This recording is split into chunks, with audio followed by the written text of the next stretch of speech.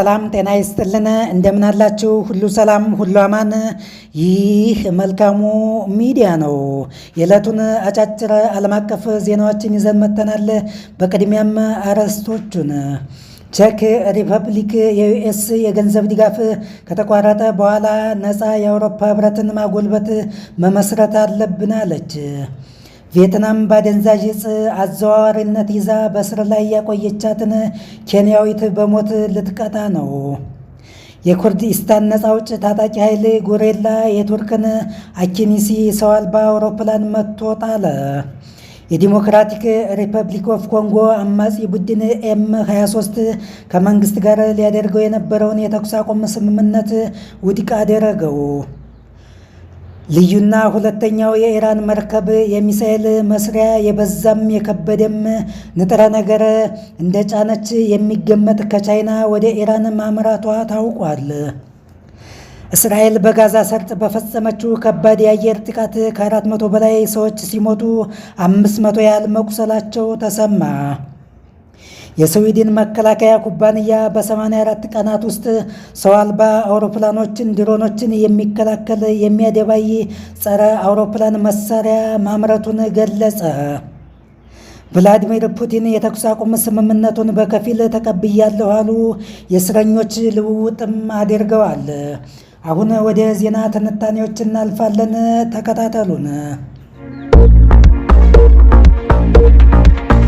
የቼክ ሪፐብሊክ የውጭ ጉዳይ ሚኒስትር ጃን ሊፓቭስኪ በኮሚኒዝም መጨረሻ ወደ ምስራቅ አውሮፓ ባዘነበለው ታሪካዊ ዘመን ውስጥ ለ75 ዓመታት የዘለቀው የአሜሪካና የአውሮፓ ህብረት አባል ሀገራት እትብት ተቆርጧል። እናም የአውሮፓ ህብረት ዕጣ ፈንታ አደጋ ላይ መውደቁን በቅጡ ተረድተን ተገንዝበን እጅ ለእጅ ተያይዘን መንቀሳቀስ መጠናከር አለብን ብለዋል። አሜሪካ የተለያዩ የውጭ እርዳታዎችን ማቆም፣ ከሰሞኑ ደግሞ የአሜሪካ ድምፅን ጨምሮ በርካታ ሚዲያዎችን መዝጋቷን፣ የፌዴራል ኤጀንሲዎችን፣ ዓለም አቀፍ የልማት የተራድኦ ድርጅት ከዘጋች ጀምሮ በመላው ዓለም በአራቱም ማዕዘናት ከሰሜን እስከ ደቡብ፣ ከምዕራብ እስከ ምስራቅ፣ ከሊቅ እስከ ደቂቅ ያሉ ሀገራት እልፍ ተቋማት የብዙ ሚሊዮን ህዝብ ህልውነት አደጋ ውስጥ ወድቋል። ስለዚህም ተጽዕኖውን መቀነስ፣ መቋቋም፣ መተባበር የግድ እንደሆነ የቼክ ሪፐብሊክ የውጭ ጉዳይ ሚኒስትሩ ጃን ሊፓቭስኪ በጥብቅ አሳስበዋል።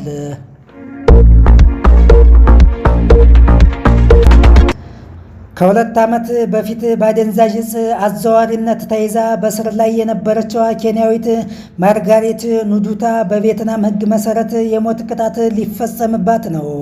የኬንያ መንግስት በጉዳዩ ጣልቃ በመግባት ለተባበሩት መንግስታት ድርጅት፣ ለተለያዩ ዓለም አቀፍ የሰብአዊ መብት ተሟጋቾች ተቋማትና ተጽዕኖ ፈጣሪ ግለሰቦች አቤት በማለት በማሳወቅ በውጭ ሀገራት ከባድ ቅጣት ለሚደርስባቸው፣ ለታሰሩ፣ ለሚንገላቱ ዜጎቿ ምህረትና ፍትሐዊ አያያዝ እንዲደረግላቸው ጥሪ ያቀርበዋል።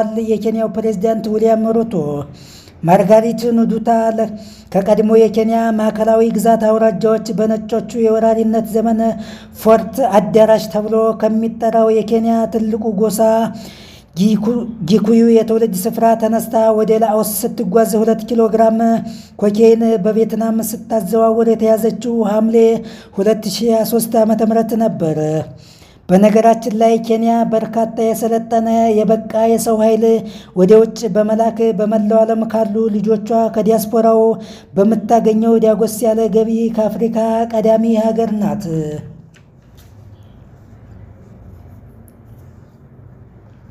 የኩርዲስታን ነፃ አውጪ ታጣቂ ቡድን ጉሬላ አኪኒሲ የተባለችውን የቱርክ ድሮን መትቶ መጣሉን አስታወቀ። በካንዲል ክልል ውስጥ በአስደናቂ ሁኔታ የኩርዲስታን ፍሪደም ጉሬላ ኃይል ባለቤትነቷ የቱርክ የሆነችውን አኪኒሲ ሰው አልባ አውሮፕላን መከስከሱን መምታቱን ተከትሎ ኃላፊነቱን እንደሚወስድ ገልጿል። ከኩርዲስታን አማጺ ጋር በተያያዘ በተራራማው ክልል ተመቶ ስለመጋየቱ ሲነገር ለኩርዲስታን ተዋጊዎች ትልቅ ድል ነው።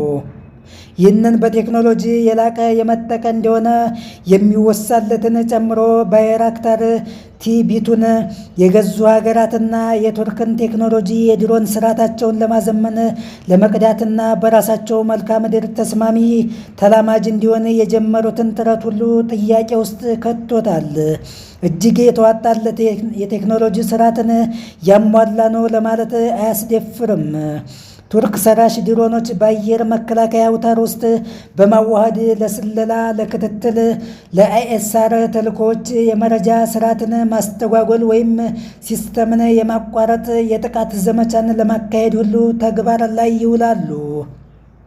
ታዲያ እነዚህን ሁሉ ተልዕኮ አዝሎ ተሸክሞ ሲያንዣብብ የነበረ ለባይራክታር አቻ አንድና ያው የሆነውን አኪኒሲ የተባለውን ድሮን ነው የኩርዲስታን ጉሬላ ኃይሎች ያደባዩት።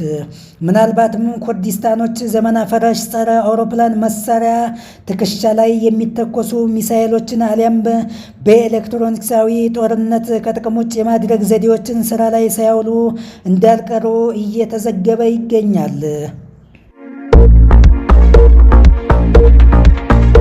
የዲሞክራቲክ ሪፐብሊክ ኦፍ ኮንጎ አማጺ ቡድን አሊያንስ ፍሌቭ ኮንጎ ኤኤፍሲ ኤም23 ሊካሄድ የነበረውን የሰላም የተኩስ አቁም ስምምነትን ትቼዋለሁ አለ። ምክንያቱ ደግሞ በአውሮፓ ህብረት ብዙ አባላቱ ማዕቀብ ስለተጣለባቸው መሆኑን አሳውቋል። ቀደም ሲል የጎማና ቡካቡ ከተሞችን በመቆጣጠር በከፍተኛ ፍጥነት እየገሰገሰ የነበረው የኤም23 ተዋጊ ቡድን ከኮንጎ ባለስልጣናት ተወካዮች ጋር ለመወያየት ተስማምቶ የነበረ ቢሆንም የአውሮፓ ህብረት የሩዋንዳ ወታደራዊ አለቆችን ሳይቀር ከአማጺ ኃይሉ ጋር መሳ ለመሳ አንዱን ከሌላኛው ባለየ መልኩ ማዕቀብ መጣሏ ስራቸውን እንደሚቀንስ፣ በአንጻሩ ደግሞ የኮንጎ ባለስልጣናት ረዥም እጅ እንዲኖራቸው አራጊ ፈጣሪ ፈላጭ ቆራጭ እንዲሆኑ ያደርጋቸዋል በሚል እሳቤ ለንግግር እንደማይቀመጥ ገልጿል። ከዚሁ ጉዳይ ጋር በተያያዘ ሩዋንዳና ቤልጅየም በኮንጎ ግጭት ሰበብ ማዕቀቡም ተደማምሮ አንዳቸው የሌላኛቸውን ዲፕሎማቶች ከየሀገሮቻቸው በማባረር መበቃቀል ጀምረዋል።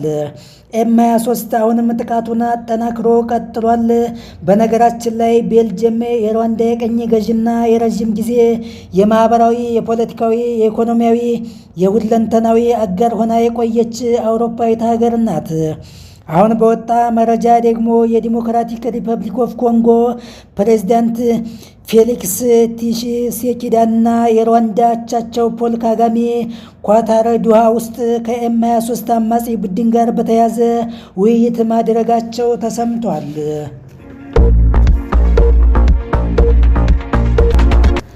የምዕራባውያን የዜና ዘገባዎች ከቻይና የሚሳኤል መሳሪያ ንጥረ ነገር የጫነ ነው ያሉት የኢራን መርከብ ከቻይና ወደ ኢራን ጉዞ እንደጀመረ ዘግበዋል።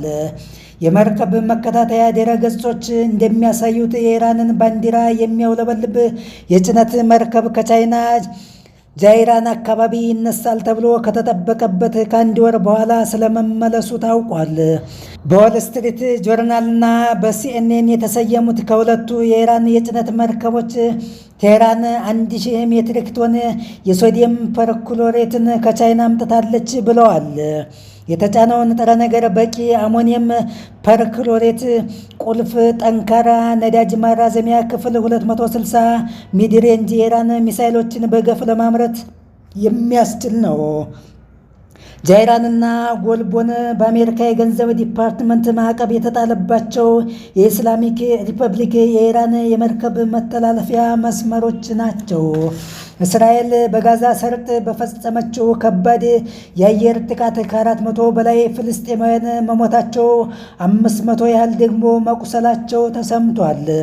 ቀደም ሲል በሐማስና በእስራኤል መካከል የተደረሰው የሰላም ስምምነት ተከትሎ ቁጥራቸው ቀላል የማይባል ፍልስጤማውያን ወደ ቀያቸው ተመልሰው ዳግም የመኖር ተስፋቸው የለመለመ መስሎ ታይቶ ነበር። ነገር ግን እስራኤል ከውድመት በተረፉ የተወሰኑ ሕንፃዎች፣ መኖሪያ ቤቶች፣ አፓርታማዎች፣ መጠለያዎች ሳይቀር የነበሩ ሰላማዊ ዜጎችን በጅምላ ገድላለች። ጥቃቱን የሰሙት የበርካታ ሀገራት መሪዎች የጣሊያን ጠቅላይ ሚኒስትር ጆርጂያ ሜሎኒ፣ የፈረንሳዩ ፕሬዝዳንት ኢማኑኤል ማክሮን እና ሌሎችም የእስራኤልን የጦር ወንጀል በጽኑ ሲያወግዙ፣ የአሜሪካው ፕሬዝዳንት ዶናልድ ትራምፕ ደግሞ በእኛ ይሁንታ ፈቃድ እውቅና የተፈጸመ ነው በማለት በድፍረት ተናግረዋል።